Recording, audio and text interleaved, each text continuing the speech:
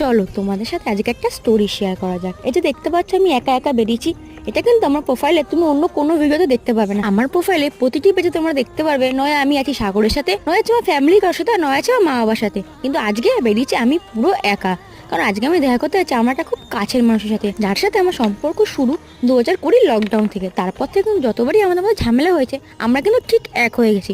তার জন্য আজকে খাবার নিয়ে যাচ্ছিলাম, আর সে ছিল আমার বেস্ট ফ্রেন্ড। আমরা বিগত 4 বছর পর আজকে দেখা করছি, এটা কিন্তু আমাদের প্রথম দেখা।